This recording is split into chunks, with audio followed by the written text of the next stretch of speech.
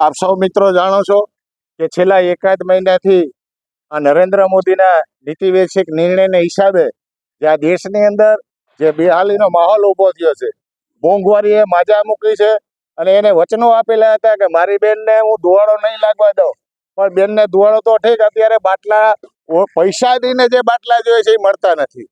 આજે ઓનલાઈનનો 24-25 દિવસનો એને ગાળો રાખ્યો છે. ઓનલાઈન માણસો કરે છે, ઓનલાઈન થતી નથી, પૈસા દેવા છતાં બાટલો મળતો નથી. એટલે મોંઘવારીના વિરોધમાં અમારું આજનું આ પ્રદર્શન હતું. અને આમ જનતાને અમે કહેવા માંગીએ છીએ કે ભાઈ જાગો તમે.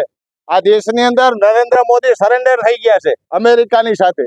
જે કંઈ હમણાં જે કંઈ નિર્ણયો લે છે આપણે બધા જાણીએ છીએ, ખબર નથી પડતી એની શું એમ દસ દબાણી છે. એટલે કોંગ્રેસ પાર્ટી દ્વારા પોરબંદરની અંદર આજે વિરોધ પ્રદર્શન, મોંઘવારીના માર જે પ્રજા સહન કરી રહી છે તેના વિશેનો આજનો અમારો પ્રોગ્રામ હતો.